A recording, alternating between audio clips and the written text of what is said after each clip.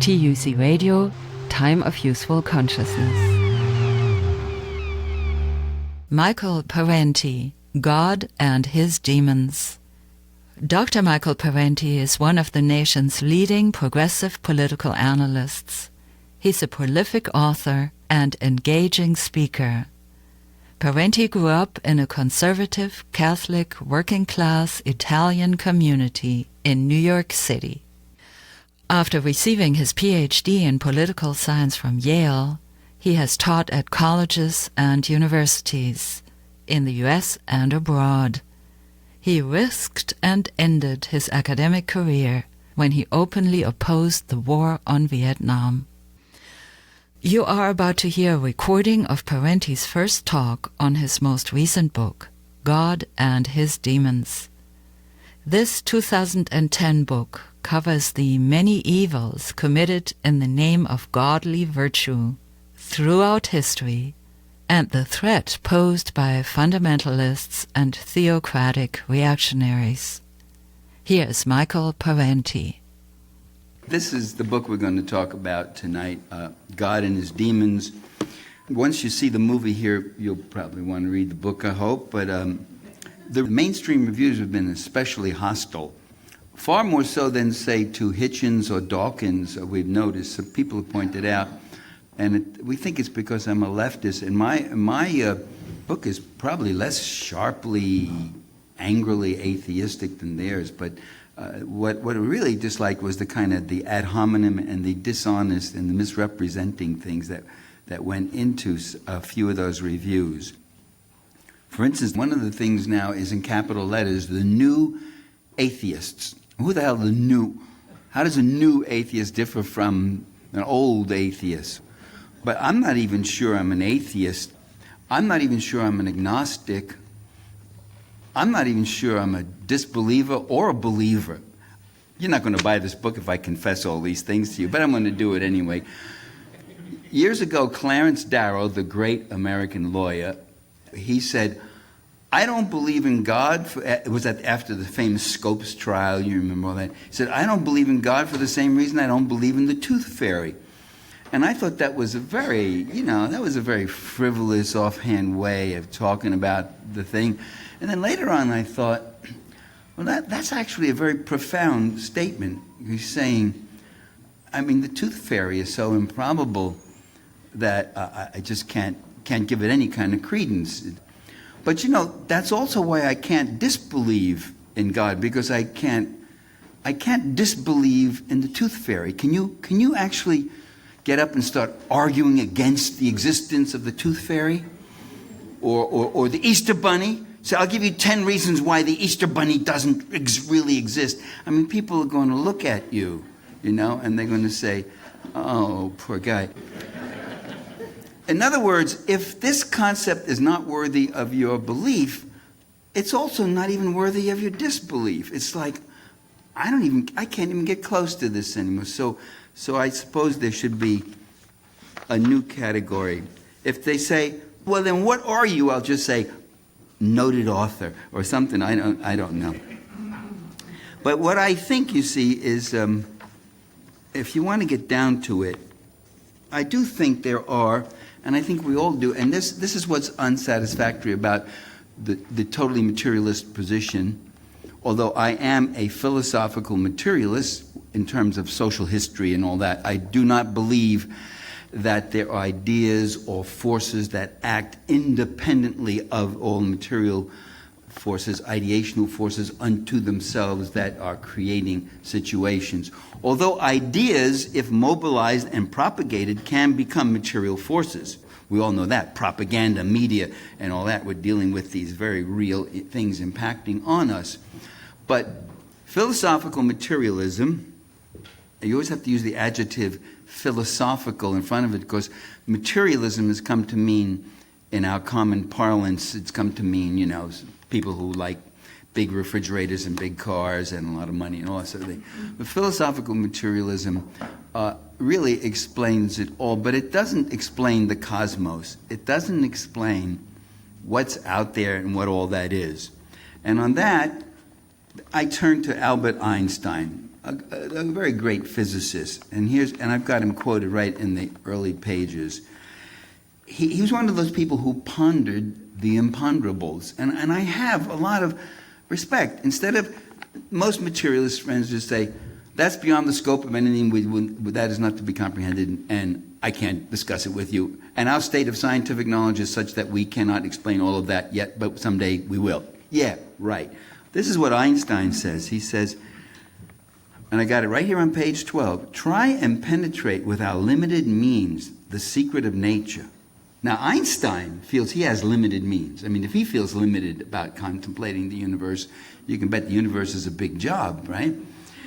He says, try our limited means. Try and penetrate the secret of nature, and you will find that behind all the discernible laws and connections, there remains something subtle, intangible, and inexplicable.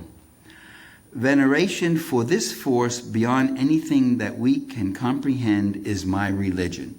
In other words, he is awed by the magnitude and the incredible scope of the cosmos. And that's sort of where I am. Stephen Hawking, another great physicist, he resorts to a theological idiom to express a scientific effort. His book on landmark mathematical achievement is called God Created the Integers. The integers are formations of numbers that, you don't invent. You discover them or work them out, but they're there. Where does that come from? What is that all about? So there is that great wonderment. There is these imponderables. There is this great cosmos. Some people insist upon calling that God. If they want to call that God, they can call it God. It gets down to two different views of theism, or deism, I really should say, because the deist does not really follow a theology. Most of the founding fathers were deists, and they did not ascribe to a denomination or secular religion, and very much were against all religions, contrary to the myth that our founding fathers founded a Christian nation or something like that. I discussed that briefly in here. But in Western deism, there are two basic traditions. There's the God of rational totality, immutable and cosmic, impersonal and without deliberate demands, a pure creative force with an evolving design, or what Hegel called the Weltgeist, the world spirit that just manifests itself, and eventually it actually manifests itself into forms of cosmic energy, and that energy creates matter, and that matter evolves into a combination of energy and matter that creates consciousness, and consciousness evolves into self-consciousness, that is, forms of consciousness that literally can reflect upon themselves as we human beings do, which is a trait, as far as we know, a trait that only we have. I mean, as brilliant as whales and porpoises and gorillas and chimpanzees may prove to be, they usually do not sit and discourse about the discourse, and one chimp can't turn to another and say, define your terms, something like that. So, all right, so there's that kind of God. Then there's the other God, and that's what the rest of the book is about. The rest of the book is about this other God, and that's the Judeo-Christian God, or the God known as Allah, or he's given all sorts of different names, Yahweh, Jehovah, the Lord our God, and all other personalized Godheads who act directly and anthropomorphically upon history with moods of love, jealousy, favoritism, and judgmental rage.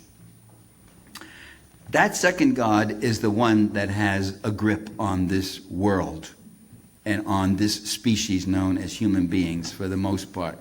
That's the God that has sent hundreds of thousands of people to their death. Death by fire, death by torture, death by being torn apart, death by being thrown into dungeons or getting cut open in pieces. That God is is the one who bolsters regiments of conservative fundamentalists who continually conjure up images of him. It's always him, never her or it, but him, as the almighty patriarch and protector, the winner of wars, punisher of impiety, divine dispenser of rewards to those who adore him. Also, winner of football games. I've seen you ever see that? The coach with the high school football team in the gym just before they go out to play, and they all kneel. Oh Lord, let's go and beat the shit out of the other high school. Come on, let's go do it. Let's go. Yeah. And they all go run out armed with guns. Holy Christ, God is in favor of this New Jersey high school team as opposed to that New Jersey high school team. What do you know? God has, if he's God, he has his fingers in everything, right? And he's intolerant, furiously proselytizing, often corrupt, has evil adherents who are the object of my critical attention in these pages ahead. Which is not to say that all religious people are evil or corrupt. There are many very nice, decent, wonderful people who are in religion and such. When you write about religion, you find you discover you're writing about intolerance, hatred, violence, predatory sex, money. Let me say that one again. Money.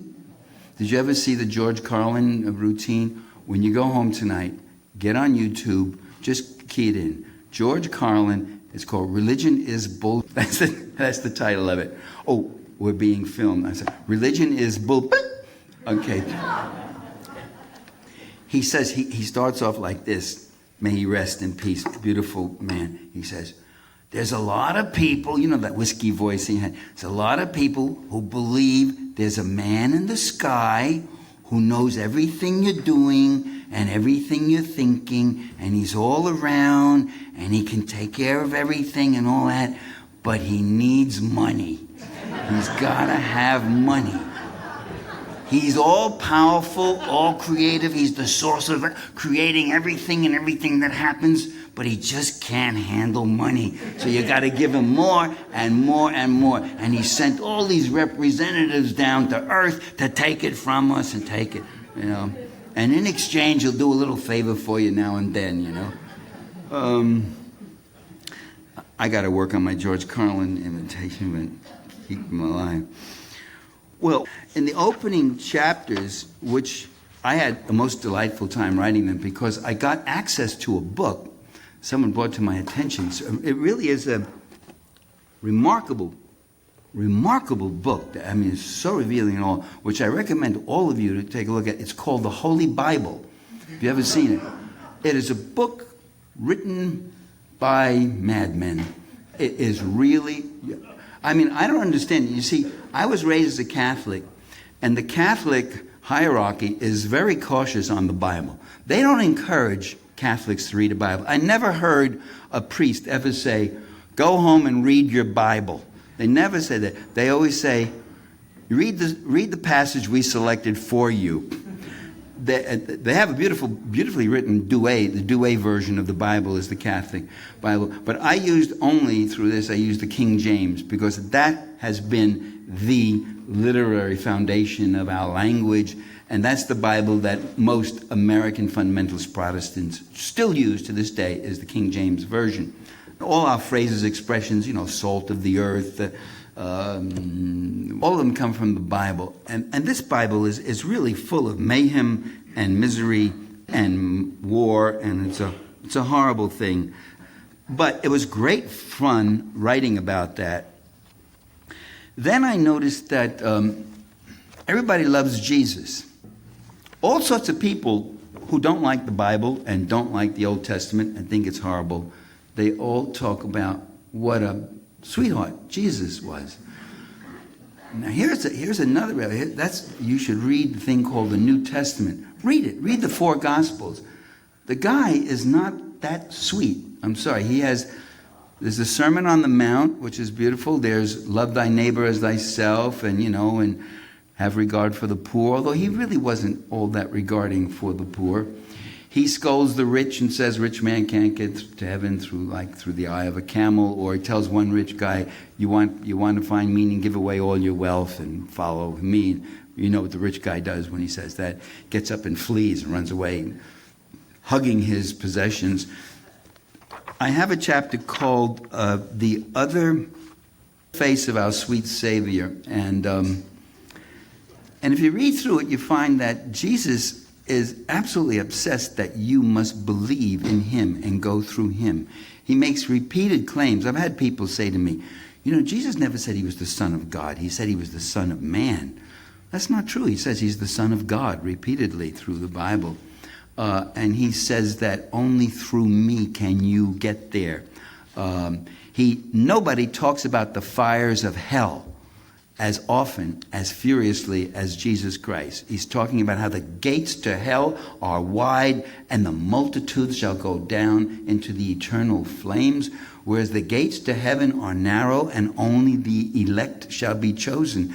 Calvin was right. That wasn't Calvinism. He got that right from Jesus. And there's all sorts of things. He talks about when a brother shall be killing brother, and son shall kill father, and father shall kill son. Talking about it in anticipation of this thing coming up and happening very soon. The other good press he gets is for kicking out the money changers from the temple. I don't understand. The money changers were just people who were trying to get, who were exchanging current forms of currency so that people could then go in and buy the offerings. And there were other people selling little animals. One of the things that Judaism likes to do is murder little innocent animals and then burn them and set them on fire. And apparently their God, Lord God Jehovah, is very pleased by this. And then I have a chapter discovering what anti-Semitism and what Nazism was all about. It does have its roots in Christianity. There's just no doubt. I mean, the evidence is so crushingly overwhelming, and I marshal some of it in this book. I even have a thing called Paving the Way for Adolf. Just about everything the Nazis tried had been tried by the Christians against the Jews over 1,500 years or so. Everything. Ghettoization, a stigma mark, wearing an emblem, identifying who you are, driven out of a profession, massacred, corralled, being accused of being Christ killers, and all that stuff. And then there's a chapter called Working His Blunders in Mysterious Ways, which I had a lot of fun writing, as you can imagine. They call these book readings, and there are authors who actually do read, but I try not to do that. I do say here, the Judeo-Christian God fashioned a bipedal creature endowed with the potential for every kind of knavery, who preys upon fellow humans and other animals, often with little regard for the misery inflicted. Indeed, the misery inflicted is sometimes part of the gratification. In sum, this omnipotent, omniscient, all-perfect deity is himself no perfectionist.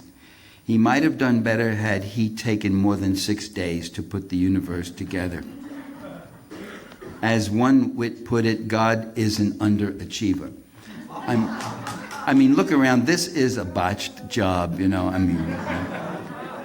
just earthquakes, tsunamis, everything you want to talk about. And being omniscient, God knows everything that has happened and will happen. He doesn't have to wait to see how the future plays out the way we do. So he knows all things through all time. So when he first created us, humans, he must have been aware of the crimes and horrors that we would commit, often in his name. So if this is free will and it's our responsibility, who told him to give us free will? What was that about? And why do you give such imperfect creatures free will? Am I being overly harsh on the Almighty? I don't think so. It's all right there in the Bible. Okay. Let's see. I do treat the whole question of creationism and intelligent design. It's a really interesting thing because it raises questions about science and the scientific method. And You know, the creationists who say, I can remember one of the earliest, most pronounced creationists, one of the more prominent ones, was a man, I think you all know him, his name was Ronald Reagan. And I remember him saying, he said, evolution is not a fact, it's a theory. And that's their favorite argument. You know, evolution is not a fact, it's a theory. And what I try to point out is that that's a misuse of what fact and theory are. That's a layman's view that theory is just some speculative thing you spin off the top of your head. Oh, my theory is this, that, or the other thing.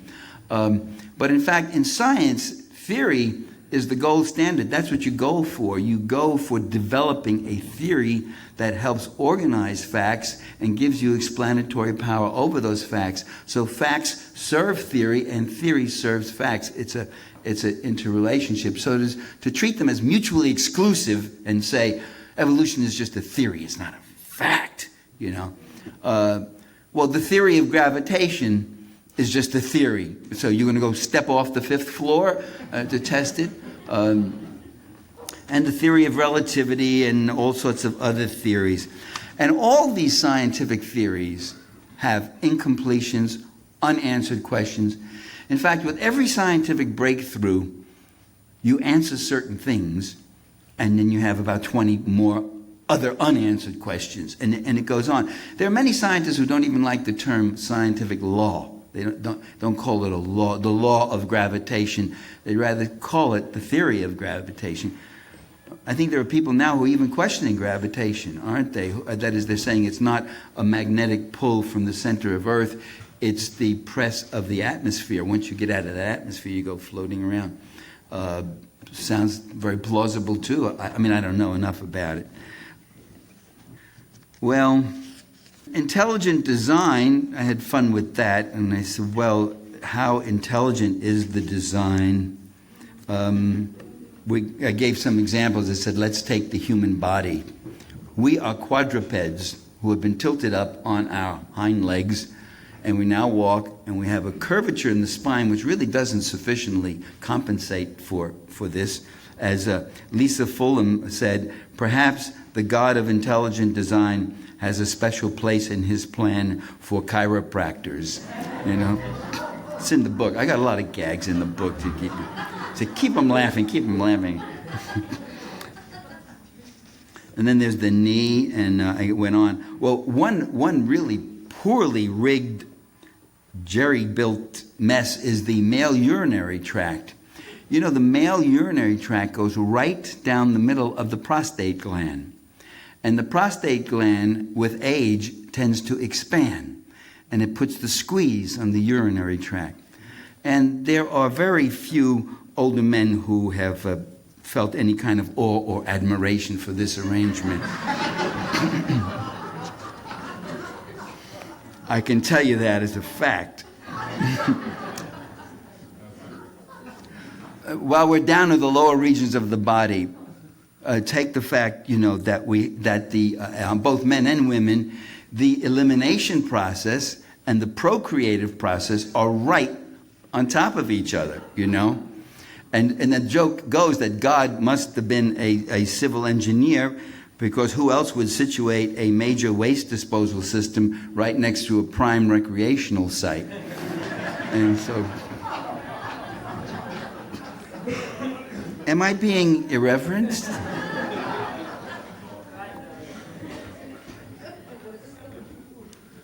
Darwin himself, you know, was not at all impressed by evolution. He was horrified by it. He talked about, quote, the clumsy, wasteful, blundering, low, and horridly cruel works of nature. Well, I'll let it go like that. You know, I made a point there. A few jabs, move on. The book also takes down some icons, including John Paul II. I feel the guy was a murderer. He destroyed liberation theology. He packed the College of Cardinals with right-wing reactionaries. One of the most notable was Ratzinger, who is now Benedict XVI. Another icon is Mother Teresa. Talked about her. One of the first books written in the West was Hitchens' very thin, slim volume on Mother Teresa, which pointed out that she was less than a spiritual leader, that her hospital in Calcutta wasn't really much of a hospital. People were dying in it like flies. There's a woman named Anne Seba who wrote a very laudatory book about Mother Teresa and said she was a virtue, and then gets into some of these same things and says, and then you get to about page 140, and then she starts letting go with all sorts of other evidence that comes up. The fact that people went into this hospital and many of them could live. There were Western medical assistants who came and said, wait a minute, you're just leaving them all to die, but some of these people have treatable illnesses that can be cured. And she said, God will take care of it, God will take care of it.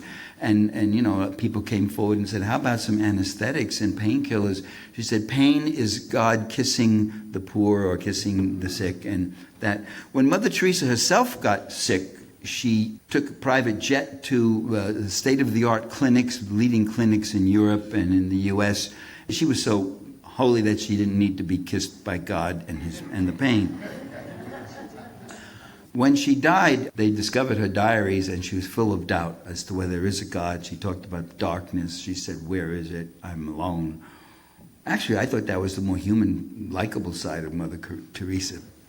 I think the worst moment for me with Mother Teresa was when she went to Bhopal, and there were just crowds of people lying, suffering, horrible illness and death, and she was walking among them and shouting, forgive, forgive. That accident and that horrible thing was unforgivable.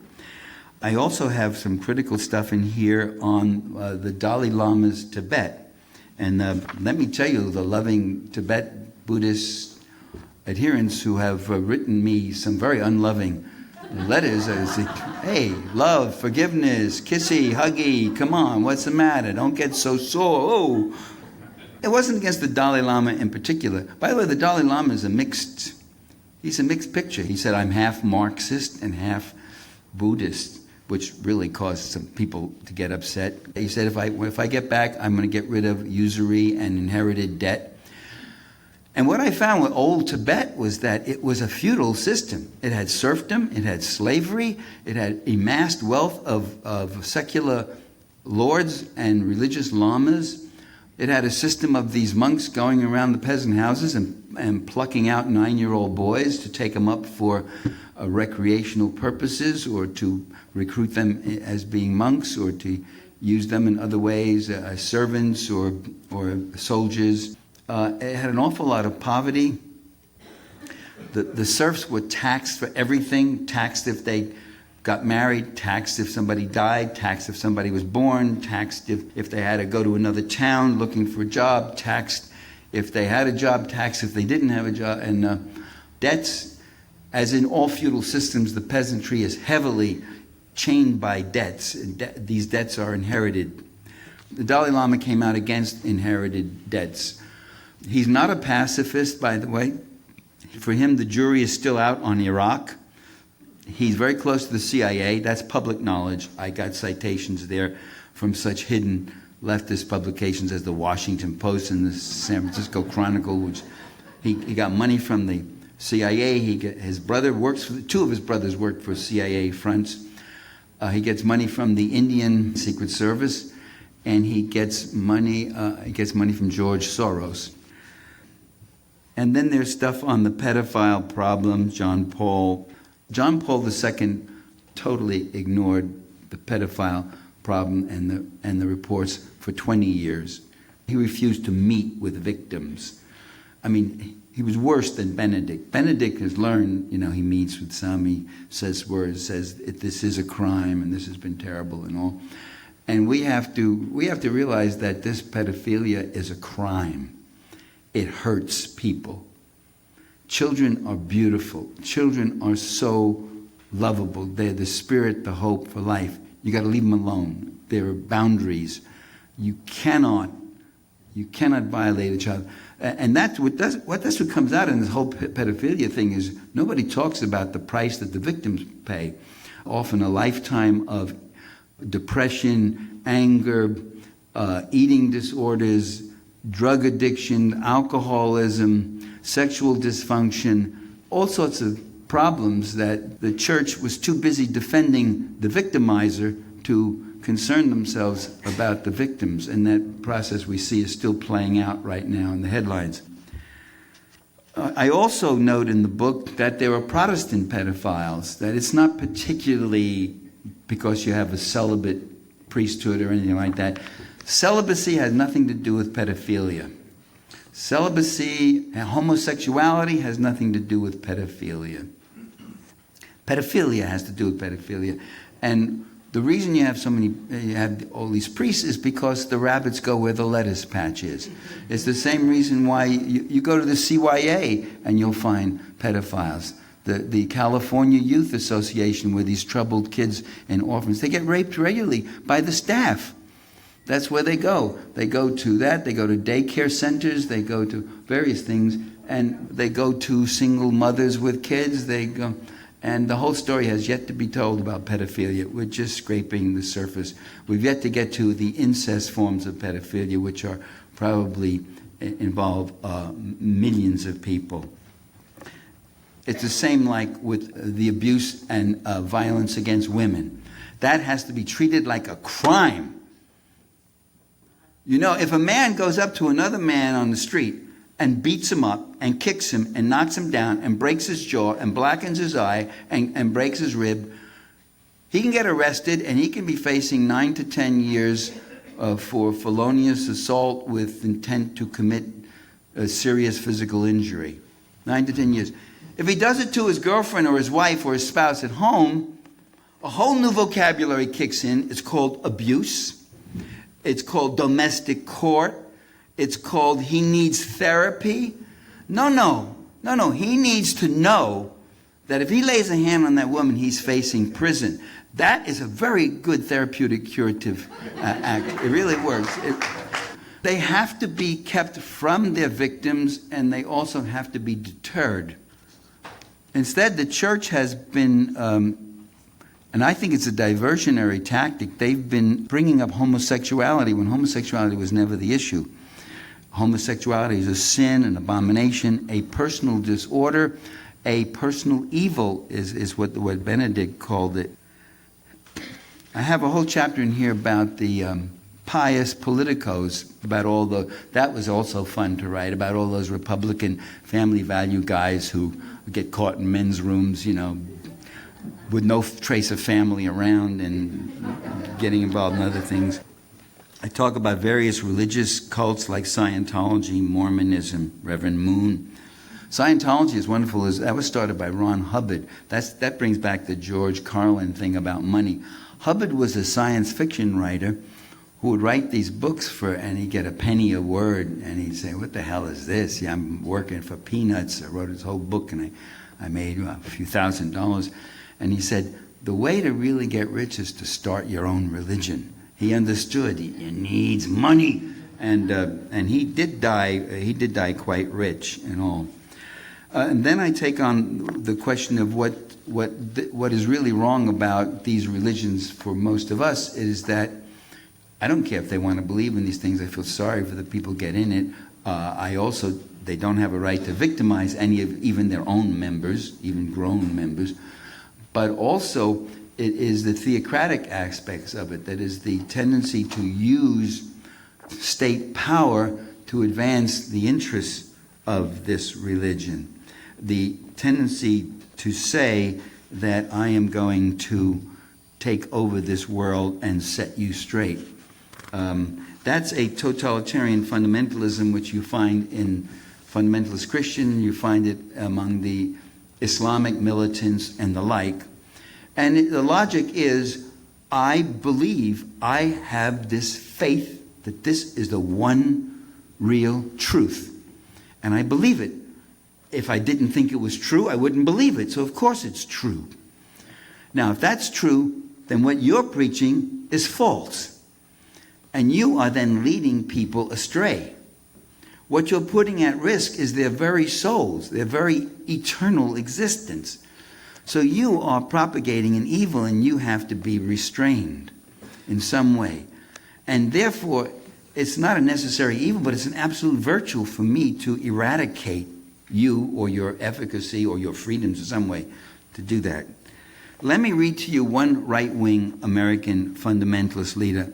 A lot of you know his name, Randall Terry. This is what he told an audience of like-minded faithful. It's on page 183. I want you to just let a wave of intolerance wash over you. Our goal is a Christian nation. We are called by God to conquer this country. We don't want equal time. We don't want pluralism. You see, Jesus über alles. That's what this is. Gary North is a leading Reconstructionist theocrat. He looks for the day when only Christians will have the right to vote, and those who refuse to submit publicly to religious rule will be denied citizenship. North and his theocrats are working to construct, quote, a Bible-based social, political, and religious order which finally denies the religious liberty of the enemies of God. See, if you don't believe, you're an enemy of God. So, and the Islamic extremists, the same thing. Islam instructs you to wage jihad against the non-believer. That's to protect God and to protect the one true religion. So this is what we face. The only reason we are safe right now is because they don't have enough people on their side to believe the way they do. So there's a real ideological struggle going on here, and that struggle should be really taken seriously. I talk about and I document the fundamentalist takeover of the U.S. Air Force Academy. About 20 years ago, I spoke at the Air Force Academy. They were using one of my books in the political science department there. I could never go to the Air Force Academy now. They used to have 2 Protestant ministers, a Catholic, and a rabbi. That's what their clergy. They've now added 10 fundamentalist ministers to the academy, even though its size has gotten shorter. That's all in the book. They've been badgering cadets to attend certain chapels and indoctrination sessions and all that sort of thing. And they have officer groups, and they have connections with people of similar tendency in West Point and the like. This is all being done with our taxpayer dollars, by the way, to subsidize religions to become ever more powerful. And their sense of tolerance does not expand with their sense of their own power. Quite the contrary. As their sense of power grows, they become increasingly impatient and wonder, why do we have to tolerate any of this anymore? So our job really is to not only hold them at bay, but to try to move them back. Now I want to end right now here this grim story I've been giving you by pointing out there are some hopeful signs. The Pew Forum on Religion found that over 48 million Americans reported having no religious affiliation. A 2009 survey last year found that non-affiliated is the fastest growing minority in the country. Yay, yay, yay. Those who claim no religion are the only demographic group that increased in all 50 states over the last 2 decades. Their numbers have doubled since 1990. That's also probably partly because people feel free to admit that they have no religion, which itself is a good sign. That means the climate of opinion, too, has also changed. And I write as follows: we hear that America is a deeply religious nation, but many apparent believers seem to have only a hazy grasp of religious credo and are less than certain about what they actually believe. Religious affiliation for millions of people is little more than nominal. Respondents are telling the pollsters that they go to church in far greater numbers than they actually do. I mean, there just literally are not enough churches in America to hold all the people who say, oh yeah, I go to church, yeah. And you can go on. And many of the people who are affiliated are quite tolerant of other people's religions and say, no, there are other ways to God. It doesn't have to be my religion. So that's a very hopeful thing. My opposition is not that you believe in this thing, but it's that you're going to infringe upon other people's beliefs, or you're going to exercise coercive forms of power or destructive forms of power over other people, including, for instance, covering up pedophiles, for example. There was a conference held at a place called University of California, Berkeley, in 2005 on spiritual activism. It was attended by 1,200 people. They called for turning society away from materialism and selfishness and exposing the manipulative and opportunistic use of religion by political conservatives. There's a lot in the book here about that, televangelists and all that. One of them says there's a silent majority out there, progressives and moderates, who saw how religion was being used in the last election. And they're saying, hey, I'm a person of faith, and that's not what I believe. Another conference, 150 religious leaders met in San Francisco in 2008 to promote peace and tolerance. In the words of one United Church of Christ, which used to be considered a fundamentalist Calvinist denomination, and it isn't anymore. It seems United Church of Christ is now really mainstream. Wouldn't everybody agree with that? Like Methodists and Baptists and stuff. This minister, he says, from United Church of Christ, we're trying to get people to stop killing each other in the name of God. That's a laudable ambition, I would say. Okay, I'm going to close the book by talking about just two individuals from the 16th century. One of them I dedicated this book to, Giordano Bruno. Giordano Bruno was a Dominican monk who insisted that people of different religious persuasions should respect each other's freedom of conscience. We're talking like 1580. You talk like that, what happens to you? And it did happen to him. He was burned at the stake in the year 1600. Giordano Bruno rejected the divinity of Christ and the virginity of Mary, so he eventually was kicked out of it. He was a heretical Dominican monk. He adhered to the heliocentric theory of Copernicus, that the sun was the center of our solar system. Not only that, but he envisioned a vast cosmos of countless heliocentric worlds. And not too many people in the 16th century were up on that. In other words, he was saying our sun is a star and all those other stars are suns. He even went further. He said the universe is of such unimaginable magnitude that it is beyond comprehension. That's the position today of astrophysicists. You remember about 3 years ago they were saying we're reaching the outer boundaries of the universe where space folds in on itself. Now they're saying, oh, we just looked over that and there's like more beyond. This is like so beyond anything. I mean, totally awesome. And I guess they don't. Physicists don't talk that way. Their daughters talk. They should. That's right. But here was Bruno back in the 1580s, 1590s, saying these things, And he said he maintained that God, whom the church trumpeted as an entity distinctly apart from the material world, God inhered within the very elements of the biosphere, which is, again, a heretical view, but one which actually people adhere to today. So he was brought before the Inquisition court. He was brought before the Vatican court. The cardinal who presided over him was a guy named Roberto Bellarmino. Roberto Bellarmino is interesting because he's the same one who almost killed Galileo. If you ever read Brecht's play, Bellarmino figures in it, and he says to Galileo, "Look, you gotta get back in line, otherwise you're going to end up like Giordano Bruno." And Bellarmino should know it.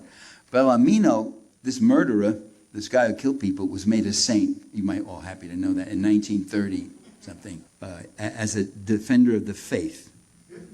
Bruno was burned alive in the Campo dei Fiori in Rome. Campo dei Fiori in 1600. 400 years later to the day, a whole group of people, Italians have such good memories, I don't know, a whole bunches of people came, mostly Italian, but there were other people from other countries too. On the day, 400 years later to the day, and put flowers down by Bruno's statue. There's a statue of Giordano Bruno right at the spot where he had been burned.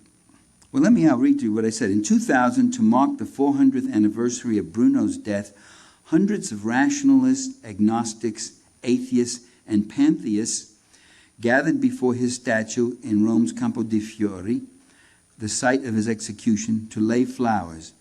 They demonstrated that deep conviction and strong historical memory are as much, if not more, the province of those who believe in freedom of conscience as of those who salivate for orthodoxy. Then I just want to end with the last guy. This one is a devout, conservative Roman Catholic and politically conservative. He was a monarchist. And his name was Michel de Montaigne. We all know Montaigne's essays. They're considered a classic. There are some remarkable passages, and here's one of them. This is from now this conservative, monarchist, Orthodox Catholic, Roman Catholic. And he says, I do not suffer from that common failing of judging another man by me. I can easily believe that others have qualities quite distinct from my own. I can conceive and believe that there are thousands of different ways of living. He goes on to declare himself, contrary to most men, I'm ready to contemplate another human being simply as he is, free from comparisons. My one desire is that each of us should be judged apart and that conclusions about me or anyone else should not be drawn from routine exempla. He hardly qualifies as a secular humanist given his belief, but I call him a sacred pluralist, if I can coin a phrase here. So he sees the hand of God not in the punitive monochrome imposed by theocratic authorities, but in the richly diverse blossoming of human beings, so long as they don't harm others. And in the thousands of different ways of living. That's a Montaigne phrase. So that's what he had. He had an orthodoxy that transcended itself. An orthodoxy that invited us to live alongside it rather than under it. I can live with such an orthodoxy. That's fine. If you want to be orthodox, be orthodox. So let me just read then to you the last 3 paragraphs of this book. In the years to come, millions of people will continue to turn to religion for solace and inner peace, for transcendence and expanded consciousness, and for promised protection against the terrors of death and life. For many souls, religion will ever remain a haven in a heartless world, which was Marx's phrase. The very best we can do, and all that we should want to do, is roll back the theocratic aggrandizement while strengthening our right to entertain our beliefs and disbeliefs openly and with impunity. Only secular strength and organized democratic activism on our part will counter the sectarian intolerance and state-assisted tyranny of reactionary theocrats. Will the future ever arrive? We used to think so. Whatever the pessimism now afloat, we must maintain an optimism of the will. We must not only hope, but also struggle for that time when the better angels of our nature shall prevail and God's demons are put to rest. So that's the end of the book. Thank you. That's the end of the talk.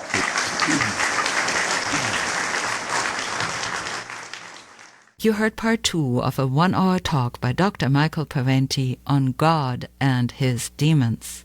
Parenti is among our leading progressive political analysts. He serves on the board of judges for Project Censored and is the author of 22 books, among them Democracy for the Few, Contrary Notions, Super-Patriotism, History as Mystery, and Dirty Truth. You can hear this program again on TUC Radio's website, tucradio.org. That's tucradio.org. Look under Newest Programs. You can get information on how to order an audio CD or a film on DVD of Michael Parenti, God and His Demons, by calling 1 707-463-2654. And I will repeat that number in a moment. TUC Radio is free to all radio stations and depends on the support of listeners like you. Your donation, CD or DVD order, keeps this program on the air. Call anytime at 707-463-2654 for information on how to order. You can get your CD or DVD of God and His Demons by mail or credit card by phone or online on TUC Radio's secure website, tucradio.org. My name is Maria Gilardin. Thank you for listening. Give us a call.